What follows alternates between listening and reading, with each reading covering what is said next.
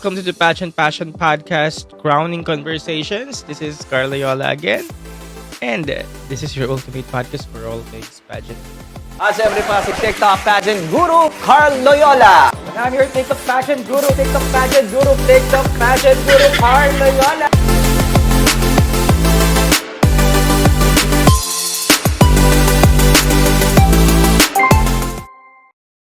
Hello sa ating 50 plus viewers. Good evening. Ayan, sa ngayon po nag-aabang tayo ng finale, ng prelims ng Miss Grand Philippines na mangyayari, sabi 7 PM sa Okada, live siya, pero hanggang ngayon wala pa. Tapos sa Grand PH TV YouTube channel niyo siya mapapanood. So pwede naman na tayo mag-abang kasi nag-aabang ako ngayon.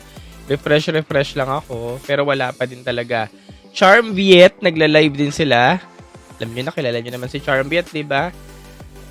Wala pa rin kay Charm Viet. And then sabi naman sa venue ata, wala pa rin hanggang ngayon. 8 PM daw sabi ni Butchokoy. Pero kasi expected yun na yan lagi pag ELV pageant.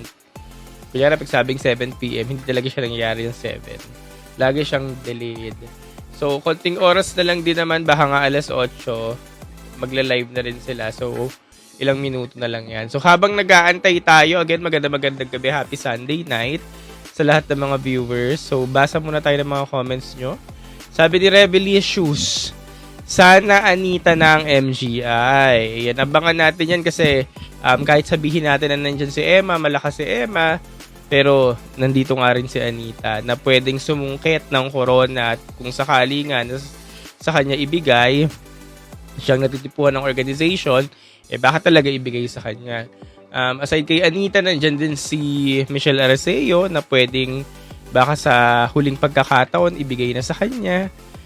At pwede rin namang ibigay kay sino pa maingay, Nikki Buenafe or kay Beatrice Maclelland, mga ganyan. Or baka naman ibigay nila sa isang newbie na si Margaret Britton. Or pwede rin naman sa isang comebacker na si Shannon Tampon. So maraming option. Kahit sabihin nating cleared winner si Emma for the grand title. Pero baka mag-ibang ihip ng hangin. Alam nyo yan. So baka matisod ng iba. Pero ako, kung may makakatisod talaga ng corona kay Emma, baka si Anita talaga. Si Anita talaga yung malakas na pwedeng tumisod ng corona kay Emma. Anita. Anita or Dawn, sabi ni Zach. Kuya, ano pong mas mahaba buhok ni Catriona or yung pasensya niyo sa akin? Pasensya ko sa'yo. Pero yun, hanggang ngayon wala pa rin. Ayan, exactly 8 PM na. Magre-refresh ulit ako ng Miss Grand PH TV. Wala pa rin. Guys, ang inabangan ko, Grand PH TV YouTube channel, tsaka Charm Viet. Itong Charm Viet. Kasi itong Charm Viet, updated yan lagi pag may mga ganaps. Yes, preliminary competition ng Miss Grand Philippines po. Gala night siya at the same time, preliminary competition na. So, makikita natin Natcos, swimsuit, evening gown, and introduction. Sana may Natcos na, Natcos, swimsuit, evening gown, introduction. Yun. Aklan daw, sabi ni Miles Schwartz. Ayan, Aklan naman niya. Aklan naman ang gusto niya. Si Aklan, kilala natin siya. Alam natin yung capabilities niya. Pero parang ito, nung mga nagdaang araw, hindi matunog yung pangalan niya. Parang nawawala siya. Pero naniniwala ako magkakakorona siya. May laban ba si Ilocos Me? Ayun ang aabangan natin kasi ngayon hindi ko rin makita kung may laban ba siya o meron. May laban siya o meron o wala. Pero okay yung runway challenge niya. Okay yung runway challenge niya actually. Ayan, wala pa din. 8:01 PM na. Baka alas 9 na talaga to. Kaya ayoko din ito rin yung mga isa sa mga reason kung bakit ayoko manood ng mga live. Dati, nung bago-bago pa lang ako sa pagko-cover, gusto ko pumunta ng mga event kasi syempre bago tayo, gusto ko makakita ng mga beauty queens, ganyan. Nung tumagal-tagal na ako, bibilis ko na mapagod, gusto ko na lang lagi sa bahay. Ganito, nagla-live. Kasi nga, ayoko na ng waiting time. Pagod na ako sa waiting time. Ayan, sabi ni Manny Patata, si Quezon Province, Si Quezon Province nag-aariba talaga or umaariba talaga. Maganda yung runway challenge niya.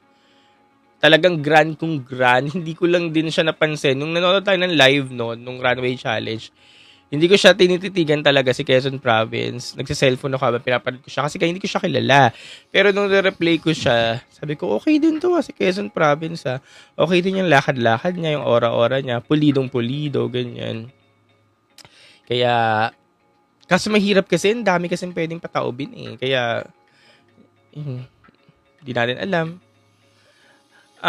Sino daw ang manok na nag-iisang Carl Loyola? Sa ngayon po, rooting ako kay Emma Tiglao and Anita Gomez. Kahit sino sa kanilang dalawa, alam ko masaya tayo sa resulta kung sino man sa kanilang dalawa. Sabi ni Butcho Hoy, maraming magaling at trampadora ngayon. Madaming magaling at trampadora ngayon siguro kasi gawa ng Miss Grand kasi yung pageant. Kaya wala talagang holdback sa mga performance. Hindi sila nahihirapan. Talagang kaya nilang ilabas or nilalabas sila lahat ng dapat nilang ilabas, ipakita. Kasi nga, alam nilang walang holdback pagdating sa Miss Grand performance. Kaya, napansin nyo yung runway challenge, halos lahat sila magagaling, no? Talagang nilabas talaga nila lahat. Although, yun nga, dun sa crowd favorite natin, kay Emma, may hinahanap talaga tayo. Yung iba, nakita ko rin yung mga sentimento nila, yung mga comments nila, hindi sila ganun na-satisfied sa performance ni Emma kasi may hinahanap nga sila. Same sa akin na talaga may hinahanap pa rin ako. Parang hindi niya pa pinakita talaga lahat. Pero, ayun, malalaman natin kung pagdating mamaya sa prelims or sa finals, pakita na niya lahat. Ito sabi ni Rainy, sana walang sana walang mag-know when to pick, lalo na si Anita. Si Anita naman, hindi naman talaga uso sa kanyang know when to pick. Kahit nung runway challenge niya nung nakaraan, mukha namang hindi siya nag-know when to pick. Mukhang yun na yun, at mukhang kaya pang alam mo yan, higitan yung performance na yun sa prelims at sa finals. Yun, mukha naman hindi. Hindi pa nag-start, Elijah. Kuya Harl, MGI Crown lang ba makukuha sa finals night? Walang ibang title international. Meron po MGI, Reina Hispano-Americana, Face of Beauty. Pero yung Asia Pacific, hindi pa siya confirm. Pero mukhang sa MGI ibibigay yung Asia Pacific ngayon. Yes, ngayon ang MGI. Anyways, kakagising ko lang kanina, mga 7:30, tapos naligo lang ako. Kaya parang wala pa ako sa ulirat ngayon. Yung mood ko parang kagigising pa din. Asan ako nanonood? Eldel, YouTube channel po ng Miss Grand Philippines TV. Tapos Charm Viet, magla-live din sila. Ayan, refresh lang ako ngayon. Pero wala pa din. Tapos ang balita nga, baka alas 9 na, ganyan. So habang wala pa at nag-aantay tayo, ayan, magbasa muna tayo ng mga comments. Again, sa mga viewers natin, 100 plus viewers, magandang gabi po. Happy Sunday night. This is Carl Loyola. Ayan, sabi ni Jed, si Quezon City pwede sa Face of Beauty. Actually, yan nga rin po ang bet ko for the Face of Beauty. Sabi ko nga din kanina, mukhang sa kanya talaga ibibigay yan. And pag nakita niyo sila sa personal, pag magkakatabi yung mga girls, mukha talaga siyang pang Face of Beauty si Nikki Buenafe. Parang siya na yun. Siya na. Parang gano'n na magiging reaction mo pag nakita mo siya. Migs, hello. Me thoughts on our representative for Miss Earth. Joy Barcoma, Miss Earth, nalalaban this November, December. Right? Sa Philippines na gaganapin. For Joy Barcoma, hindi mo pa masabing pang top 4, pero masasabi mong magse-semis, kaya mag-semis, hindi dahil Pinoy-based yung pageant, kundi dahil alam natin ang kalibre ng isang Joy Barcoma. So, sa ngayon, mukhang pang-semis. Manage our expectations pa rin. So, ayun, pang-semis pa lang, hindi pang top 4. Sino ang pang back-to-back mo sa RHA, Mami? Kung ako ang tatanungin personally, Anita Gomez, ang pang back-to-back ko for the RHA. Kung bibigyan tayo ng choice. Ayan, sabi ni Yon, totoo daw. Yes, totoo. Ayan, wala pa din hanggang ngayon. Pero kumuha na kayo ng mga foods nyo para mamaya dire-diretso na tayo. Ako may kape lang ako ngayon. As usual, pag nagla-live, pakapit. Yan na naman tulog ng kutsara. Maliit daw ang stage, sabi ni Gloss by Sam. Ano pang i-expect natin ay sa Okada Grand Ballroom lang po ginanap. Kaya, maliit lang talaga yung stage. Mamaya pa ako kain dinner after na nung event. Kasi lang naman siguro to 1 oras lang. Kasi preliminary pa lang naman. Nice haircut. Di pa ako nagpapagupit. Hinawi ko lang. Ito, sabi ni Nami. Nami ba? Nami. Ay, hindi, ni Rez Belicious. Natabunan na daw si Michelle Arceo. Sa ngayon, Michelle Arceo natabunan. Hindi ko pa naman nakikita or nasasabing natabunan. Kasi parang ngayon, parang sa Grand Crown, for me, it's Emma versus Anita versus Michelle Arceo. Silang tatlo pa rin for the top crown. Kaya hindi ko pa rin siya masasabing natatabunan. Siguro, hindi lang napipick up. Pero nandyan pa din si Michelle Arceo. Nandyan siya. Pwedeng tahimik lang, ganyan. Pero nandyan siya. Saan ako nanonood? Grand PH TV YouTube channel. Pero guys, wala pa. Nag-aabang pa lang din ako. Grand PH TV YouTube channel, Charm Viet. Mag-alternate lang kayo, refresh nyo lang. Or baka makakita pa kayo ng ibang live ngayon sa Facebook, sa YouTube. Sabihin nyo lang sa akin. Pero magla-live sila for sure. Tsaka may mga media dun sa Okada. Magla-live yun, panigurado. Sino daw grand ko sa ngayon versus Anita versus Emma? Ayan, sabi ni Filipinas Pageant, Vina naman daw. Ayan, after ng Miss Grand, actually, ang susunod na abangan natin, tawid muna tayo ng ibang bansa, Miss Universe Thailand. Actually, yun yung susunod kong pagtutuuran ng pansin. Hindi pa lang ako gumagawa ng content ngayon ng Miss Universe Thailand kasi nga, nakafocus ako dito sa MGI Philippines. Sabi ko, habang MGI Philippines, gusto ko yung mga content na ilalabas ko pang MGI Philippines. Hindi ko rin ginagawa. Yung last upload ko si Emma pa, last week pa. Kasi parang tinatamad ako ngayon magtrabaho. Gusto ko lang ganito live, madali ka sa pag-live Yun.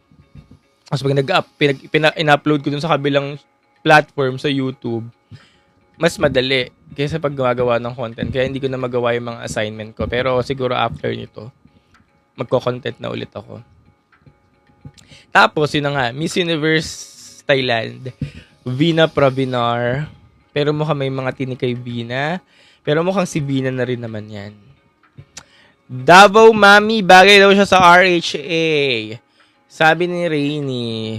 Nung una, akala ko rin bagay siya sa RHA. Pero habang tumatagal yung competition, especially nung nakita ko sila in person last time, na magkakasama sila, hindi ko na siya masabing bagay siya sa RHA.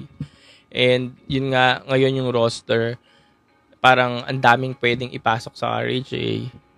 Feeling ko ibibigay ko na muna sa iba. Kung ako lang naman ang papipiliin. Natkos ba mamaya? Siguro meron. Kasi yung ibang post ng mga girls ngayon sa Instagram, parang nireveal na nila yung mga natkos nila. One example, si Margaret Britton. Alam niyo ba kung ano ang national costume ni Margaret Britton? Actually, nireveal na niya ngayon sa Instagram niya. Sino makakapagsabi ngayon ng national costume ni Margaret Britton? Kasi laro ang national costume niya. Dali, sino magsasabi? Ayan, nasagot agad ni Rezi Belicious. Yan, Philippines Pageant, nasagot na niya. Si It's Me, John Dale, yan, nasagot na niya. So, siguro mamaya may mangyayaring national costume competition kasi si Margaret Britton, inireveal na niya ang kanyang national costume. At, ayan nga, paying homage kay MJ Lastimosa. Tapos si MJ Lastimosa, banned sa Miss Grand mismo yung kay Nawat, diba? Parang persona non grata. Tapos ito naman si Margaret Britton, bilang ganito yung national costume niya. Natawa ka ako kanina pagkita ko eh. So, dahil ni-reveal na ng ibang mga candidates yung mga national costume nila, so baka mamaya, may national costume din magaganap. Pero mahaba na yun. Hindi, baka yung national costume nila mamaya, introduction na. Tapos naka-national costume na. Tapos swimsuit. Tapos evening gown. So, baka isang pasada na yun. Kasi, at the same time, charity gala din. So, may program yan, malamang. Program. So, sabi natin 2 hours. Wala pa na hanggang ngayon. Dapat nga alas 7 pa siya nag-umpisa. Sa mga nagtatanong anong oras, dapat pa alas 7 pa siya nag-umpisa. Alas 8 na wala pa. Baka naman nag-umpisa na sa Okada. Alam nyo ba, may mga nakakaalam ba dito sa live kung nag-uumpisa na siya sa Okada? Ayan, sabi ni Nick, si Bea Maclelad naman daw lato-lato ang national costume. Sabi ni Miles, Aklan for RHA. Ayan, Bea Maclelad din ang mga bet nila. Tatanungin ko kayo, bakit si Beatrice Maclelad ang bet niya for RHA? Though obvious naman na may corona talaga to, it's either RHA pwedeng ibigay sa kanya or Asia Pacific. Pero bakit niyo siya napili? Anong meron kay Beatrice Maclellan? Bakit siya? Alam nating palaban siya, pero para sa inyo, bakit siya? May lato-lato, sabi ni Natni. Yes, si Aklan nga daw. Hindi ko pa nakikita, pero tingnan ko ngayon. Lato-lato. Wait, check oh.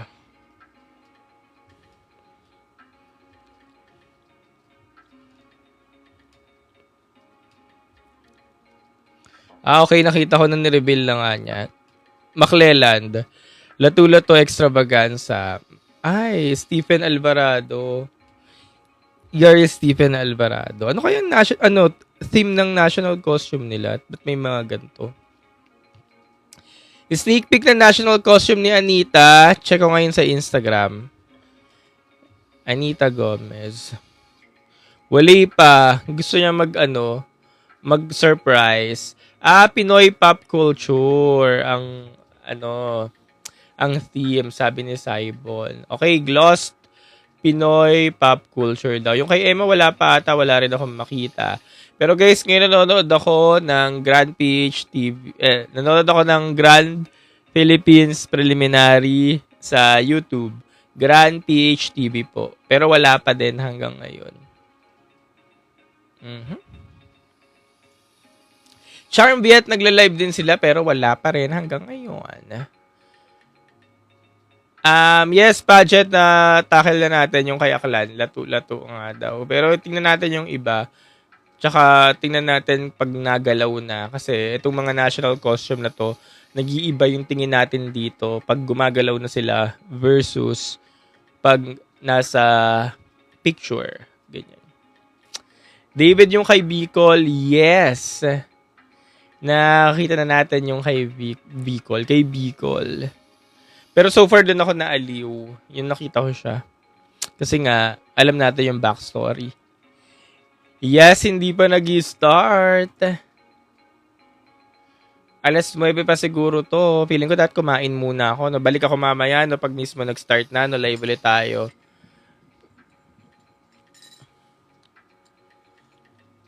Live tayo pag mismong start na para real time yung reaction natin. Sa mga nagtatanong kay Quezon Province, senatos daw kay Quezon Province. Quezon Province, palaban siya. Nabanggit ko na rin siya kanina. Nung nag-umpisa tayo ng live, maganda yung runway challenge niya. However, dahil nga marami rin naman kasi ngayon may mga names na feeling natin talagang sementado na yung mga mananalo. Parang alam nyo, Yarina, yung mga pwedeng pumesto. So, kahit magaling ito si Quezon Province, hindi rin natin masabi na kaya niya matisod yung mga titles dun sa mga nakalaan na yung corona. Alam nyo yun, Yarina kasi talaga to eh. Yung roster ngayon ng winners, Yarina yan. Alam nyo kung sino na yung mga yan. Ngayon, malabo na matibag yan. Kaya kahit magaling yung ibang mga girls, malabo talagang matibag yung mga nandun sa mga pwesto. Super ganda nung ni Ate Marga. Taga dito yun sa amin, sabi ni David. Yes, sweet girl. Anong oras ang start? Wala pa. Wala pa po. Sa tingin mo pa sino may chance maging MJ Pitch 2025 and pwede mag-win ng second crown? Chance maging MGI PH 2025 is either Anita or Emma. Mag-uwi ng second crown, Emma Tiglao. Kuya, anong reaction mo kay Caloocan? Hindi ko siya matandaan. Natandaan ko si Caloocan sa runway challenge. Siya yung ito, flower yung damit niya. Flower yung damit niya. Oo, na nakaka-sombrero. Yun lang. Caspian, ang lakas daw ni Nikki. Yes po. Tapos biglang si Nikki Buenafe yung nanalo, no? Ginula tayong lahat, no? Biglang Nikki Buenafe. Grand Philippines 2025. Pag nanalo kasi si Nikki Buenafe, ang nakikita ko sa kanya, another Nikki Demura lang pagdating sa Miss Grand Pageant. Ay, hindi naman lang, pero another Nikki Demura. Ayaw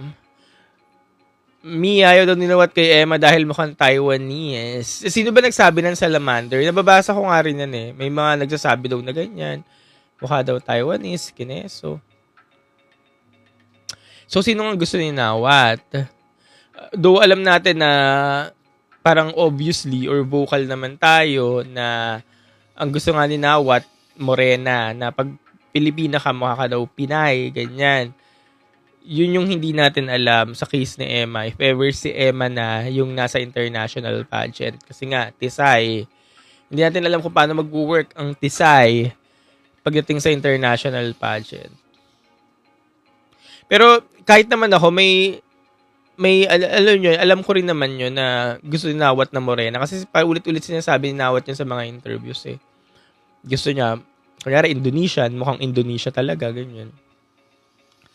Yun yung hindi natin alam kung paano mag-work if ever si Emma yung manalo. Pero kay Anita, if ever si Anita yung manalo, mabilis na. Kasi Morena siya. Kaya may pinagkaiba, ayun talaga yung pinagkaiba ng dalawa. Bukod dun sa si Emma may age na, si Anita bata, yun din yung pinagkaiba nila. Pero alam niyo yun, ang isa sa bakit bet ko si Emma, na nag-hold sa akin, na bakit si Emma, ay dahil nga yung ni Emma, media influence, yung alam niyo yun, siya talaga yung people's queen, ganun. Though people's queen din naman si Anita, pero feeling ko lang mas people's queen si Emma. Yun yung pinaka nag-hold sa akin kung bakit siya. Pero yun nga, depende pa rin sa performance yan at sa say ng organization kung kanino talaga ibibigay. Sa com skills naman, wag na kayong mag-duel sa com skills kasi wala naman ng com skills pagdating sa MGI. Basta nakakapagsalita ka, okay na. Nakakapagsalita naman tong dalawang to. Pero yung connection sa tao, sige sabihin na natin yung connection sa tao, obvious naman, ibibigay natin kay Emma kasi nakita nyo naman si Emma, diba, recently. Pag, alam nyo yun, pag mga interviews, ganyan, kagaya ng press presentation, iba talaga yung pag-connect niya sa tao. Ayun. Baka naman pagdating doon sa ganung way, mas way niya rin ang decision ng mga judges na siyang piliin, especially pag nasa international pageant na siya. Kaya, so far, yun yung bet ko. Dar, super bait Emma, super bait Emma, kahit di on cam. Ayan. Mabait sila lahat, even si Anita. Ayan. Emma, ganyan. Wala naman din ako masabi sa mga yan. Thoughts po kay Tarlac. Si Tarlac ay newbie, no? Maganda siya sa personal. Kaso yun nga po, ang mga babanggain natin. Pero okay yung mga performance ni Tarlac. Nagustuhan ko nga siya lalo na nung una ko siya nakita ng press presentation. Ano pong oras? Wala pa rin po. Baka alas 9 na yan. Alas 9 na siguro to, kaya mag-e-end muna ako maya-maya. Tapos balik ulit ako pag mismong live na. Kasi akala ko rin kanina, alas 8 eh. Late na ako nag-live eh. Nag-live na ako, mag-alas 8. Kasi sabi ko mag-uumpisa na rin naman to. Para sakto lang, kaso wala pa din. Kaya, ayan, eto tayo ngayon. Usap-usap. Kakain na muna siguro. Kayo din kumain na muna kayo. kumuha na kayo ng mga foods nyo kasi para tuloy-tuloy na tayo mamaya sa preliminary kasi mukha namang mahaba din ang preliminaries kasi may national costume, swimsuit, at evening gown. At syempre may mga mag-speech pa dyan kaya haba talaga yung program. And feeling ko naman magla-live sila, no? Kasi lagi naman nagla-live pag ALB Circle of Pageant. Hindi naman madamot sa live to kaya magla-live to mamaya. Saan mapapanood? Grand PHTV po, YouTube channel ako nag-aabang. Pero pwede rin kayo mag-search ngayon ng mga ibang live. Kasi Charmbeat, nagre-refresh din ako. Wala pa rin ang Charmbeat Facebook, pwede rin kayo mag-refresh. Baka sakaling may nag-uumpisa na pala. Or sa ibang mga pageant media pages. Yung may mga media kasi sa loob. So malamang nagla-live din yun. Baka kung live na, nagla-live na yung mga yun. Ayan, 10 p.m. pa daw ang start. Sino to? Nagsabi 10 p.m. pa daw. Pero yun, expected ko na rin naman na late to. Di ba, in-announce nila 7. Sabi ko, late na rin naman yan kasi nga ALB. Kaya hanggang ngayon, wala pa. Baka 12 pa daw. Pero yun nga, abang-abang na lang tayo. 10 or 9. Feeling ko 9 na yan. 9 na yan, sakto. Kaya, feeling ko, kakain na muna ako. Aga yan, makaprepare kayo. Yes. Konti pa tao. Alam ko itong prelims, hindi naman ito inano hindi naman ito inalok sa public. Ano lang to, mga invite. Exclusive invites lang to. Kasi nga, gala night din to. At the same time, hindi siya inalok sa public na, ito yung ticket, punta kayo, ganyan. Pero guys, on Sunday, next Sunday na. O nga, 24 na ang grand finale ng MGIPH. So, yun yung madugo sa MOA Arena na yun. At sa mga manonood, kita-kits tayo. Actually, ngayon nga pinag-iisipan ko ulit kung pupunta ako sa Sunday Kasi sabi ko nga, ayoko yung nag-iintay na. Ayoko na nag-iintay, napapagod na ako mag-antay. Kaya, iba kasi pag sa bahay, ganito, nakaupo lang, sa screen, hindi nakakapagod. Kaya, pero pipilitin ko pumunta sa Sunday. Wala pa daw yung mga invited na VIP. Wala ka name, basta yung nakakap sa profile picture. Sabi ni, Will, 08. Ayan, siguro nasa loob si Will. Sabi niya, hindi pa daw nag-uumpisa. Wala pa daw yung mga invited na VIP. So, yun naman malamang guys talaga, kaya nagiging delay minsan ng mga programs or ito nga, mga pageants. Kasi wala pa yung mga guest na, yun nga, mga VIP guests na dapat na doon talaga sa event. Ganyan.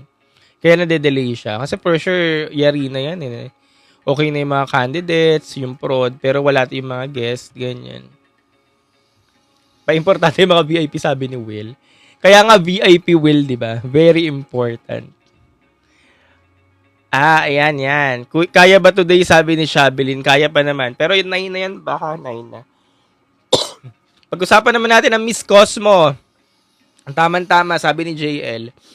Thoughts about Miss Cosmo. Yun pa si Chelsea Fernandez. Lilipad siya papunta sa Vietnam. This week, papunta sa Vietnam kasi nga maglo-launch ulit ang Cosmo Year 2. Yun, second edition na ng Cosmo. Parang yung ginawa ni Atisa last time na lumipad siya, di ba, pa Vietnam para sa launch. So, nung nakita ko yung poster ni Chelsea Fernandez, di ba, kumalat na siya ngayon sa mga media pages, yung poster niya, sabi ko, lakas na naman ng Miss Cosmo natin, ganyan. Tsaka, syempre, Chelsea Fernandez yun. Kilala siya, hindi lang sa Pilipinas, kundi sa buong mundo ng mga pageantry, especially sa Southeast Asia. Kaya, kabang-abang talaga siya. Yung candidacy niya ngayon, parang candidacy ni De Atisa last time, di ba? Kaya, saya. Tapos yun nga, lakas ulit ng Cosmo candidate natin, Chelsea Fernandez. Kaya kabang-abang ulit siya yung second edition ng Cosmo. Wait lang.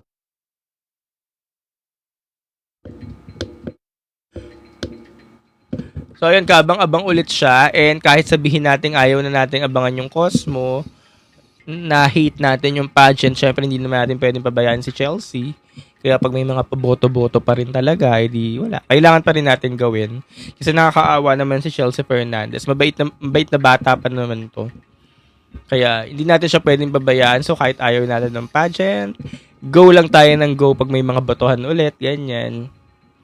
O kaya kahit yung mga simpleng like lang, yung hindi gagastos ng pera. Yung mga like lang, heart ng post, malaking tulong na yun. So alam nyo nang gagawin. Chelsea Fernandez for the Cosmo Keme. Kahit yung mga like lang, share, carry na yun. Wala pa rin talaga.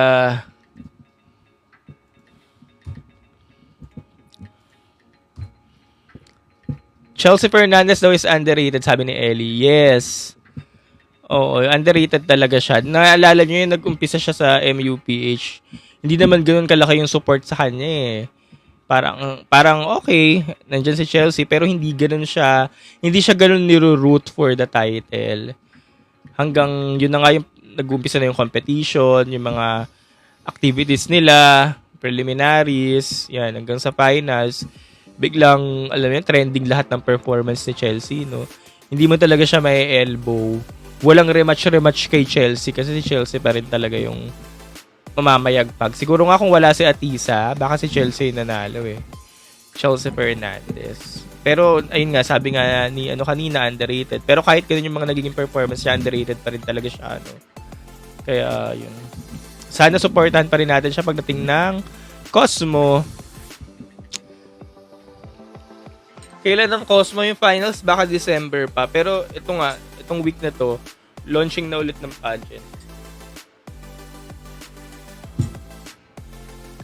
Raspert, medyo matagal Filipino time. Oo nga. Hindi, wala pa nga daw kasi mga inaantay na tao sa loob kasi nga exclusive event tong charity gala at preliminary competition.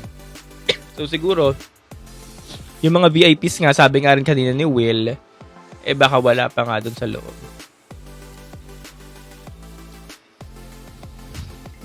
So, feeling ko, dahil kanina pa ako naka-live, mag-e-ed na muna ako. Babalik ako guys mamaya pag mismong live na.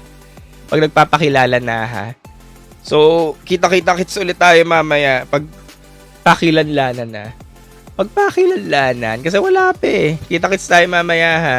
Bye! Siyempre pa si TikTok pageant guru Carl Loyola. And I'm your TikTok pageant guru, TikTok pageant guru Carl Loyola.